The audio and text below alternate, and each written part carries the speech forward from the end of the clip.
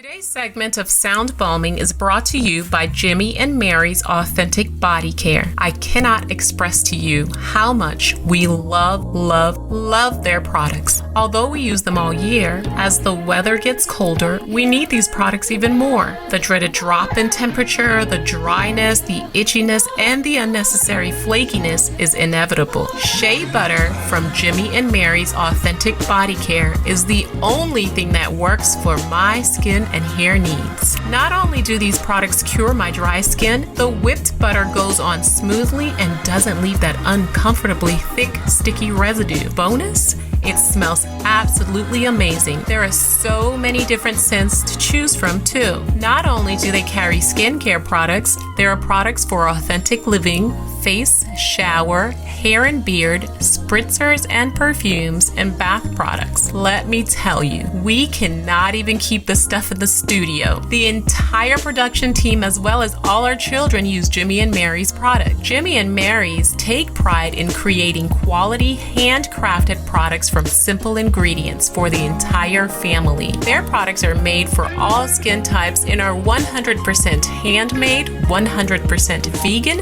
and 100% cruelty-free. Skincare is important. Moisture is key, and keeping our skin and hair hydrated is essential. I cannot emphasize how much we trust Jimmy and Mary's for all of our skincare needs. Hurry on up to jimmyandmarys.com and check out their products. Did I mention service is fast and efficient too? Don't forget to mention that you heard about Jimmy and Mary's Authentic Skincare on Sound Balming. Use the discount code SOUNDBALM20 to get 15% off. That's SOUNDBALM20 for 15% off at Jimmy and Mary's Authentic Skincare. Hey everybody, welcome to Sound Bombing. I created this show for people who want to experience a radical, life-changing journey through the sounds of my diverse guests. I hope that each sound you hear on this show will strengthen your faith, encourage your dreams, and challenge you to awaken the greatness within you. Drop the bombs. Drop the bomb. We're gonna drop the bomb. Drop the bomb. We're gonna drop the bomb. Drop the bomb. We come to drop the bomb. Drop the bomb. This is a journey into sound. A journey which along the way will bring to you new color, new dimension, new values, and a new experience.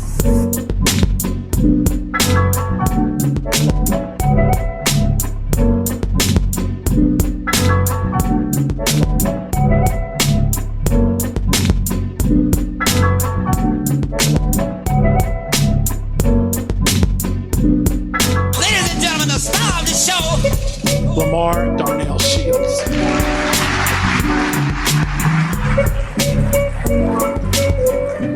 Good morning, good afternoon, good evening, whatever the time of the day it is. I am your host, Dr. Lamar Darnell Shields, the creator of Sound Bombing. And my goal with this show is to introduce you, yes, you, introduce you to people with ideas that will help you unlock your full potential. Now, Sound Bombers, I know if your mother, grandmother, auntie, uncle is anything like my mother and my uncle and my father, you've all heard this. Money doesn't grow on trees. So don't run into your backyard and think that money is going to come into your trees. It ain't raining back there. You know when they say make it rain, it's not happening.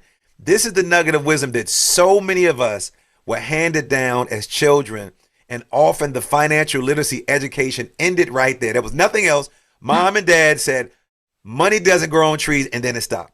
Well, a new survey by creditcards.com found that 1 in 4 U.S. adults with children under the age of 18, and I fall in that category, said that their parents provided no money lessons as a child. In the case of money matters, ignorance is not bliss, and what you don't know can hurt you.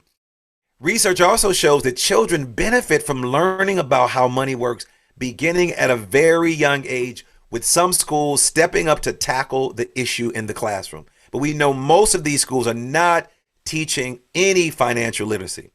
Well, how can parents teach financial wisdom to their children in a practical way that will benefit them for their whole lives? I am so glad you asked because my next guest is the founder and CEO of Dollars at 10, a unique nonprofit organization for families teaching transformation through financial education. Dollars at 10 comes from this person's experience of handling her finances at the age of 10 years old. Now, I wasn't handling no finance at the age of 10 years old, but my next guest was going to talk about that. She credits that experience for the financially savvy person she is today. With the lessons learned early to save and invest wisely, things that I did not know about, she purchased her first home in New York. Now, you know that's a big deal. At the age of 25 after relocating to the United States for college as an international student. She is the author of 2 books, Teach Me How to Money Now and Cooper Learns to Save books. Cooper Learns to Save, books that help parents start the conversation. She started her financial lessons early, and I am so glad that you're with us today because my next guest, Anissa Morgan, is going to tell you, she's going to share with you some of the lessons that she learned from coming from another country, coming here, then coming to this country and going to teach us what we need to know because she's taught her children. I would like to welcome my friend Anissa Morgan to Sound Bombing. Homegirl, welcome to the show. Let our listeners know where you're calling in from. Let them know where you are from and let them know how you're doing. Welcome to the show. Thank you so much, Dr. Lamar. I'm so honored to be here. Thank you so much for having me on your platform today. I am currently in Atlanta, Georgia, where I have lived for the past 14 years, but I am originally from Jamaica. That is where I grew up. She's a yachty. She's a yachty. Yes, I am. Grew up in Jamaica with my grandparents. My parents migrated to the States when I was about 6 years old. So they left me in the capable hands of my grandparents who raised me. And when I turned 18 and was getting ready to go to college, that's the time that I migrated here to the States. So my journey with financial education started when I was 10 years old. So my parents decided to start sending me my lunch and allowance money for the month. And of course, my grandmother were looking at my parents like they were crazy. Like, what are you doing? She's 10 years old. She's going to waste the money and come to me for more. I don't have any more to give her. And so I knew that I had to be, one of 2 things. Either I was going to, spend my little 10-year-old heart out on candy, or I was going to be good. And because I did not want to disappoint my grandmother, because, I loved her so much. And if there's anything that you know about me is that whenever I am challenged about not being able to do something, I am going to prove you wrong. And so I decided in my little 10-year-old heart that I was going to be the best at this. And so that was my first introduction. And so I was able to start managing my money, actually have a little budget, because I wanted to make sure that money lasted, my lunch money and my allowance for the month, and started saving. And that is how I got enough money. I would buy things and sell at school because I didn't like candy. So I would buy candy. And so I was turning a profit. Those are some of the things that I was doing as I went along when I had extra money to, start investing in my little business. And those are things that I did. And so that was my first introduction to my money lesson. I'm just listening to you. Why couldn't you be my little girlfriend at 10 years old growing up in Chicago? Why couldn't I hang out with people like you at 10? When I was a kid growing up in Chicago back then, we had what we call penny candy. And you take that quarter, you slam it down. You thought you had big money. Like, give me 5 of them, give me 7 of those, give me 8 of them, and they say black kids don't know math. Be real clear. That 25 cent went a long way. So listening to you at 10 years old, I'm sure somebody's like, man, I didn't do that until I was 30 or 40 or 50 years old. You're talking about your grandmother, and I have family with Jamaican roots. What role does your Jamaican roots play in what you just shared with me? Because we talk about the big C, and then there's this little c. And then when I talk about the big C culture, small c culture, what role did your Jamaican culture play in, or maybe your grandmother played in with that whole role of managing money, understanding the value of money? Yeah. So my grandmother, once she saw that I was doing well, she was proud. My other cousins, even sometimes my grandmother would be borrowing money from me because, they saw that I definitely had the knack for this and was doing well. So the culture, what I learned was that I had to make these dollars stretch and understand the value of a dollar. And that was one of the most important lessons I learned early.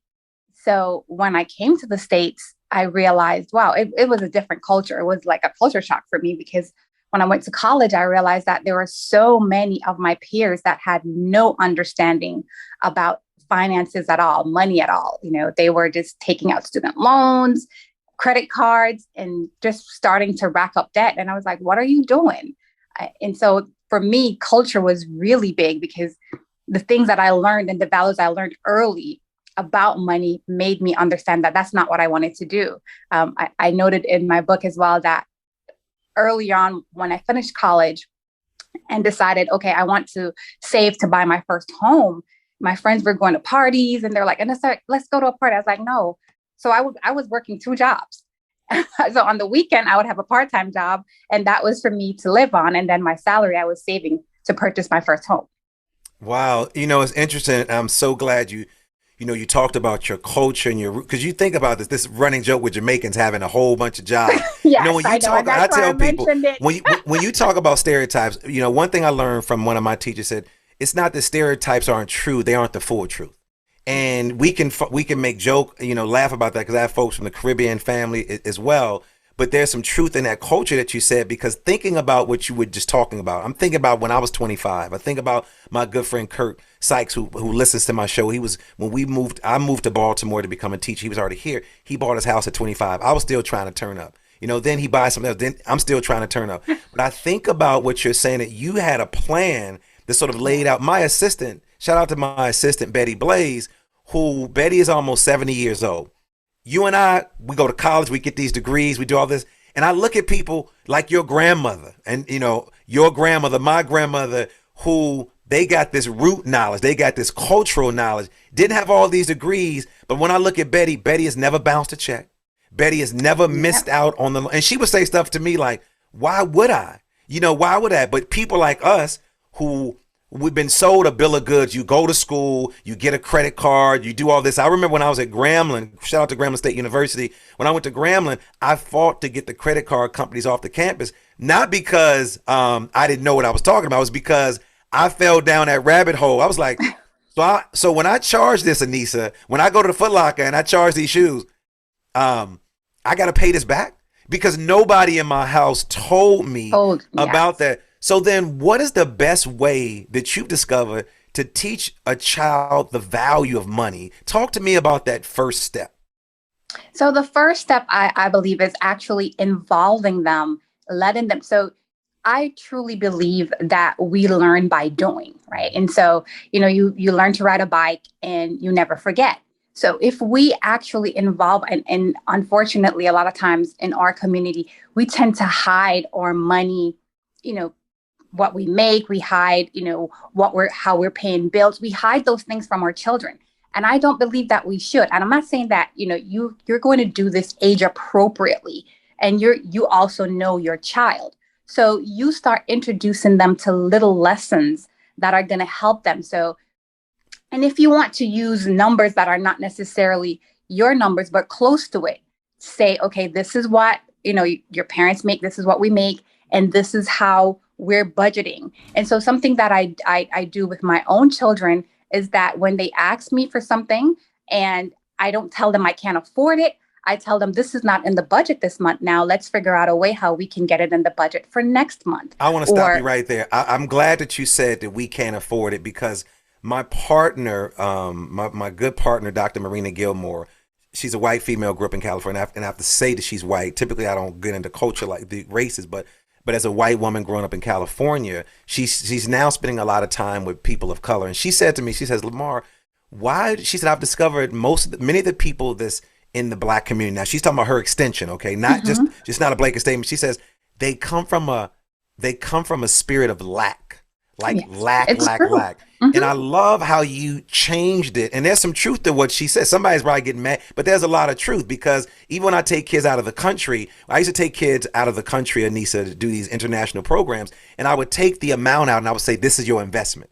Your investment is $2,500. It doesn't cost $2,500. But I love how you took the language and said, it's not in our budget, because in your kid's mind is, well, we can't afford this and we can't afford that and we can't afford that. And so Right. I think vocabulary and language is very, It very important matters. at a very, very young age, because again, it's not saying that you can't afford. It's like, no, it's not in the budget right now. And maybe I don't want it. Maybe I don't want it. And I'm sure some kids like, okay, they go back and forth. But the reality is you're helping them build that vocabulary. So you're talking about talking with them, but is there a certain age that you start? And if and while you're thinking about that answer, there's a certain age. What are some other questions that you may start asking your kids, that you've asked your kids, to get them involved in the conversation around money? So some of the questions that I ask, I ask them, what do you think about money? Because I think money beliefs, your money belief is one of the biggest things that impacts you, for a lifetime with money, right? If you don't change that belief. And so one of the things I ask my kids, what are your beliefs? What do you believe? Where do you think money comes from? How do you think mommy and daddy gets this money? Or, my 5-year-old will say, mommy, just swipe the plastic, just swipe the card. And he's actually said that, just swipe the card. I mean, to a kid, think about that, Anissa. Think about how powerful that is. You have a card. This little thing has some type of power. And in the kid's mind, like, because you and I'm sure your experience like mine, it wasn't a whole bunch of swiping cards. It was like, counting out that money. But to swipe a card to a 5-year-old, that is magic to them. Right. And so he just was like, swipe the card, because you've seen us go to the store and we'll swipe our card. So in his mind, it's just swipe the card and you get money. So I asked him, I said, where do you think the money comes from? When we swipe that card, you need to make sure that you have the money to pay that back. And I tell them it's a loan. So this is a loan you're borrowing from your credit card company, and you have 30 days to pay it back. And I really have these conversations. My oldest is now 18, my middle son is 14, and my youngest is 5. All right, so who's the best? Who's the best? Who's the best at managing money? Be honest. So be far, real clear. My 18-year-old. Lord, please help me pray for my 14-year-old. We need to do some work with him. My oldest, so I have 20, 17, and 14. My 20-year-old Anissa, so we share an account. I gave her shout out to Bank of America. I gave the Bank of America account. And this child, she's passed a financial class at college, but failed my class. She was like, well, Baba, I got an A in my class. I said, well, I'm in the real world. The real world says that you're failing because I'm getting all these late fees on there. And Lord. So my oldest is struggling. My youngest, my daughter, yes, she's good. My youngest son, this dude, I think, is sitting on a knot of money. He spends nothing. He has a credit card from his mom, a debit card from his mom, a debit card from me. This dude never pulls that card out. So it's very interesting to see how they handle it. They're dynamic. But and what you I also do, have to know your kid. You also have to know your child. You have to know each of them. Each of their personalities are different. Each of their money personalities are different. So it's good. And this is why we need to start having these conversations. And this is why we need to start having them handle money, so we can see, okay, well, for your 20-year-old, we need to have a conversation. For my 14-year-old, we need to have a conversation around how do we go forward when we're spending money. And so that way we can help them make better money choices. And that is the biggest tool. If we don't know, if we've never gotten that lesson, right? We never got that lesson until we go out in the world. And that's the first time we're spending money. That's the first time we're handling a credit card. A lot of people don't write checks anymore, but in our day, it was writing a check, learning any of that information. If the first time you're doing that is as an adult, you're already at a disadvantage. Yeah. So you're right. One of the things that I've consistently done with my children, we're a 1099 family. So ain't no 9 to 5. Like when I go and speak, I get paid. Right. So when a check comes in the mail, we grab the check, depending on who's with me going to the bank, we pray over that. We thank God, we thank our ancestors, we thank the Creator for it. And then I let my son and or daughter to deposit the check because I want them to see that process. That we're thanking every person who was involved in me either going to speak, wrote the check, who called me, who booked us for this. I want them to understand that there's an entire process with them. And I want them to have a relationship with them, because I do want to remove them from this level of lack. In my family, I was writing checks early for my mother because I went to a private school. So she'll send me there with a check and I'll write the check out. So I learned at a very young age. So I will give that to my mother. But we also did come from lack. My mom talked about single mother. She talked about a lot of things, that we couldn't have. Going to McDonald's, I was just telling my son this. Man, it was a big deal. When my mom came home with some McDonald's, now, this is like the 70s and 80s. So this ain't old. But when my mom came home with some McDonald's, Anissa, it was like a big, like the whole neighborhood, like, yo, we're turning up when it comes to. So again, but when I look at my mom, how she was raised, culturally, it was very, very different. Why do you then think it's important right now to start teaching children about finances early? Why not later? Why not teach our kids when they're going to college? Why not waiting when they're about to get married? Why do you think starting early is the best part? Is the best reason? Early. So my question is, as I think about this, how differently would your life have been if you had these lessons earlier? So much better. And these are the conversations I've had. You're making me depressed now, thinking about what life would have been like. No, keep going. I'm about to start crying on the show, on my own show. I'm about to have an Oprah moment now. What my life would be like. No, go ahead. And so, imagine what a child's life would be like if they're taught, how to manage money at home or at school. Imagine the financial well-being of these children as adults. And so those are the things that I think about. What if we were taught about taxes and different personal finance matters? Negotiating is one of the big things that, especially in our community, that we're not taught. And unfortunately, we leave so much money on the table because we don't negotiate, right? We just feel like, oh, we're getting this first job and let me just take it because this is what I can get. And just instilling that knowledge into our children. It is just so important that we start early. I know how profoundly it affected my life. And when I started teaching it to my children, I saw the difference. And as I've gone through life, gone to colleges here, I saw that there were so many people who did not have that information and how detrimental it was to them as adults. The debt that they got into. There's so many adults today that say to me, grandmothers, mothers, people who don't have kids just say, I wish someone had taught me, more about money when I was younger. And so that to me lets me know that there is this void that must be filled, because it can truly change the trajectory of our family's generational wealth. If we have this information, have it early, start having these conversations because they really matter.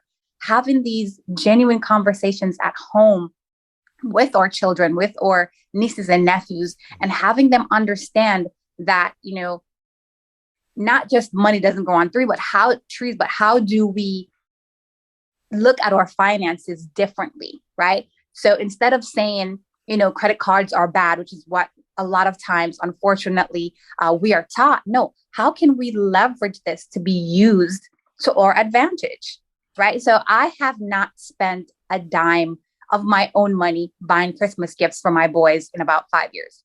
So I use my credit cards for everything, but you have to be responsible. And so I know that I have to pay my credit card bills off at the end of every month. That's the only way it will actually work, because if you're paying interest, that it doesn't work for you, right? So I use that rewards to buy my kids gifts and having them see that, oh, wow, this is another way that we can leverage other people's money and have it work for us. So having them understand these lessons early is truly, truly profound.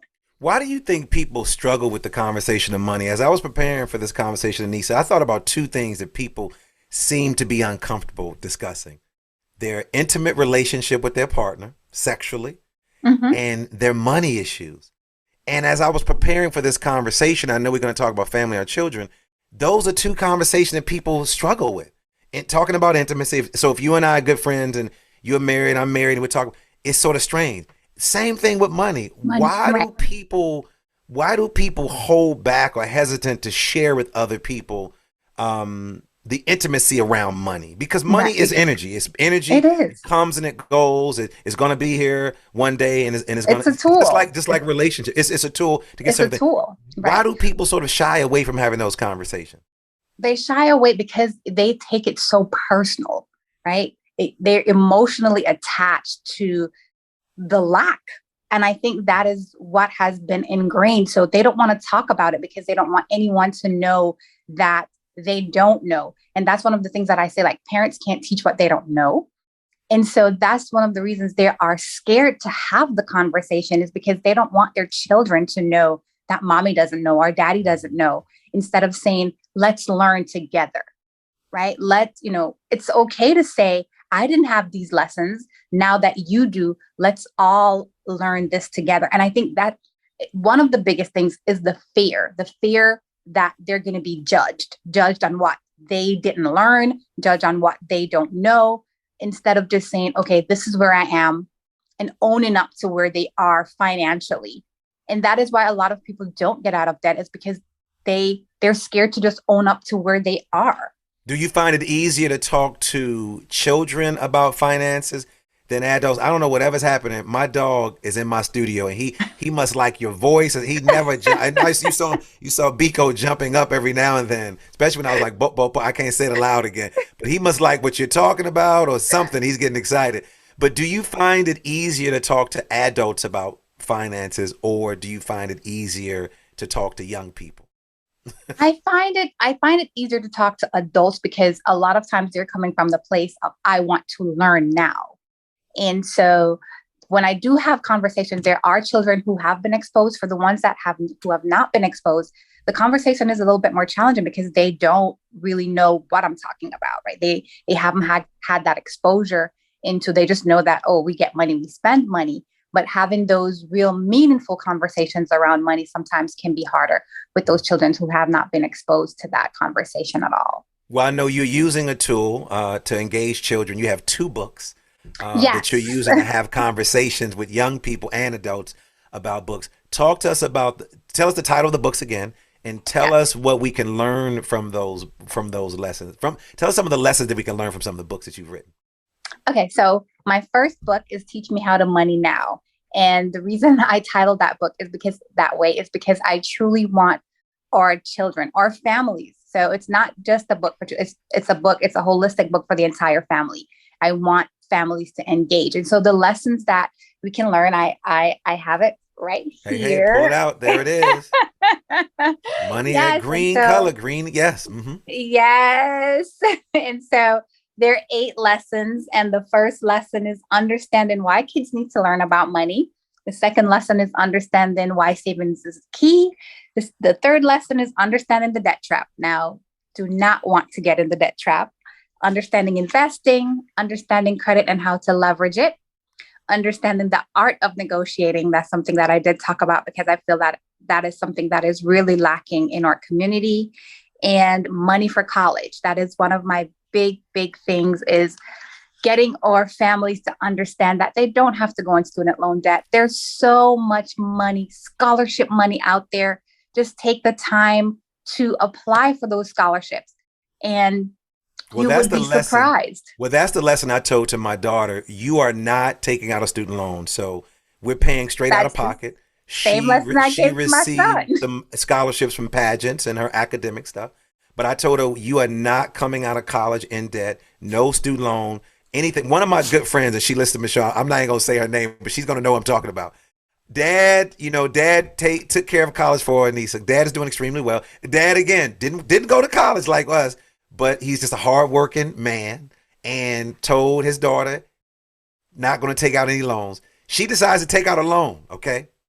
And the loan, what you think she used the money for? To buy some clothes, to buy some living expensive, and didn't need to understand. And she said, I was so stupid for doing that. She said, my father did not, and I had to pay. I said, you should have had to pay it back, because he took care of your tuition and all this other thing. But again, we see all this other stuff, and with social media now, it's a big deal.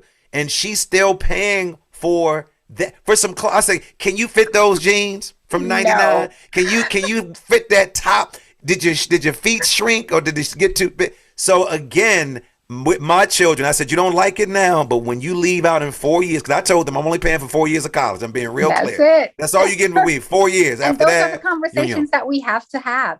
And so one of the biggest culture shocks for me when I started college here was when I saw people taking out student loans for living expenses and they lived at home. I was like, what are you doing? What? Yeah, that's crazy. That makes no sense. I would have these conversations like, you're going to have to pay this money back, right? And they're like, oh, because to them at that time, 6 months was a long, oh, you don't have to start paying it back. And they didn't even understand. I was like, okay, so what kind of loans do you have? Are they subsidized or unsubsidized? They didn't even know. They didn't know. So if they were unsubsidized loans, then the interest started accruing the moment you got that loan. Wow. Somebody needs to hear this right now. Talk about the other book that you wrote as well. Yes. So Cooper Learns to Save. It's from my 5-year-old. His name is Cooper. And these are actually really lessons that Cooper and I we've gone through. So actually he has 3 3 jars that saving, spending, and sharing. And we actually have these jars and he puts his money in it. And so just go ahead, Cooper. Yes. And we went to the bank. So we actually have the story of him going to the bank to open up his first account and depositing his money in his savings. And so just introducing or younger children, 5 years old and up, to these money strategies, how to start saving and, spending and sharing. Wow. So you're writing books, you have an amazing website, which I want you to give. And then are you also teaching classes? You're working with families? So let our listeners know how they can get in contact with you to pick up your books, and they want to go to your website. And if there's a family or an individual or a young person that's listening out there who wants to sit down with Miss Anissa Morgan and learn what Cooper is learning and learn what everybody else is learning, how can they actually do that? So first, they can go to my website, which is dollarsat10.org. They can follow me on Instagram at dollarsat10 and on Facebook at Teach Me How to Money Now. The name Dollars at 10 came from me actually starting to handle my money at the age of 10. And I truly believe that all children should have that opportunity to have some exposure to learning about money as early as 10. I truly believe that. And that's why I actually named my company Dollars at 10. I'm so mad you didn't grow up on my block. You know what? We could have been a million, because I was a master negotiator. I'm like, listen, I got it, Anissa. You manage the money. Together. You manage the money. You just let me do the talking. We'll take care of it. So you're doing all this great work. Final question for this section. What impact do you want to leave on the world with all the things that you're doing? What impact do you want to leave?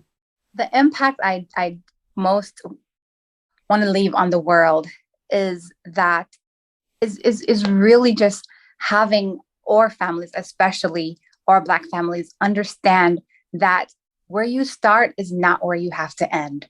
And I know a lot of times is that we may start out not having enough, but we don't have to end not having enough.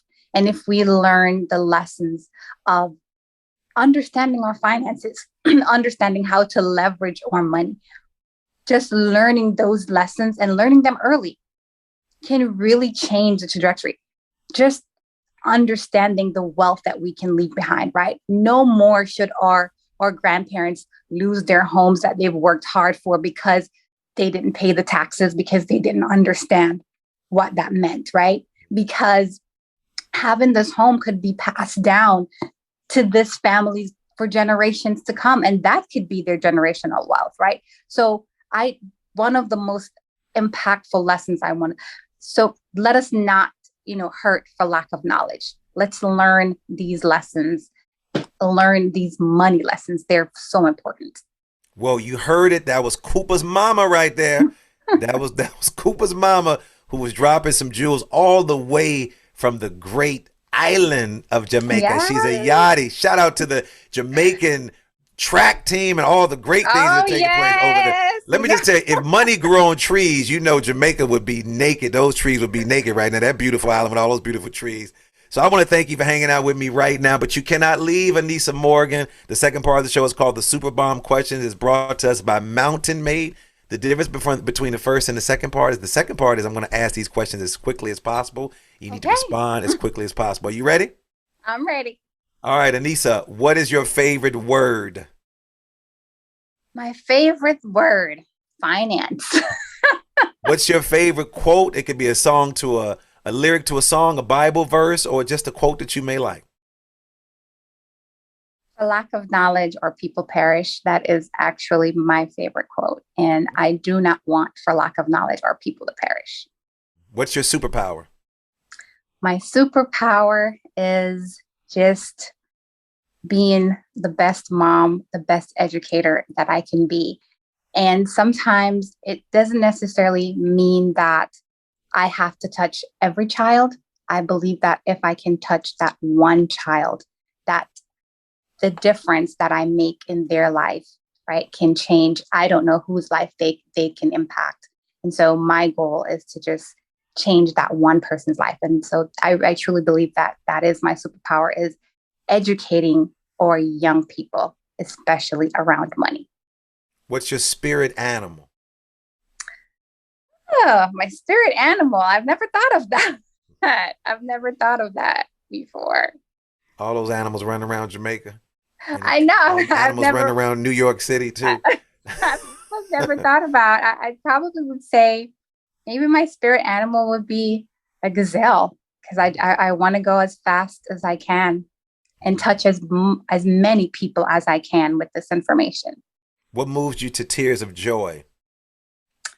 What moves me to tears of joy is seeing the impact that learning and understanding finances can have, not only on, I think one of the things that actually moved me to tears was when my grandmother told me that after reading my book, she took her grandchild to the bank for the first time to open up an account.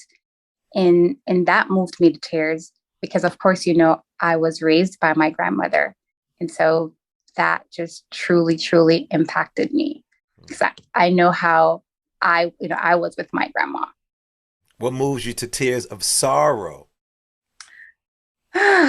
So this is a tough one for me because I just lost my grandmother on September 11th. Sorry. And to know that she's no longer here with me. She was, one of my best friends. She raised me. We, as much as when I was younger, I didn't understand a lot of the things that she was trying to teach me as an adult. We were best friends.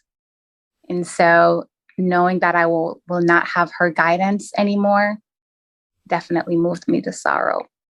What do you wish you had more time to do? What I wish I had more time to do, and now I will definitely do it, is just let the people in my life know how much I love them. Take that time to let them know and listen to that inner voice. So my grandmother turned 75 July 9th, and I was moved to go and celebrate her birthday with her. And so I invited other family members to come along, and they were like, no, I can't travel because of COVID, to put it off until next year. And I said no. And so my family and I went, my husband and my 3 boys, and we had the most wonderful time. And I had no idea that was going to be the last time I saw her. And so whenever God lays something on your heart, do it. It doesn't matter what anyone else says. Don't let them tell you to put it off till next week, till next year, till whenever. If he laid it on your heart, just do it and walk in that. Because even in my sadness right now, I'm joyful because I got to spend that quality time with her. I didn't know it was my last, but, so just do, be, and make that impact. Good piece. What is the book or books you've given most as a gift, and why? The books I have given most before my books. I think one was Rich Dad Poor Dad, because it had an impact on me when I started my journey out reading that book early. I read it when I was in college. And I think that's one of the books that I gave out Now it will be Teach Me How to Money and Cooper Learns to Save. There we go. Anissa Morgan, final question. If you were in the Mrs. America, not the Mrs. Jamaica, but the Mrs. America talent competition, Anissa Morgan, what would your talent be? My talent would be spoken word. Go ahead. Yeah.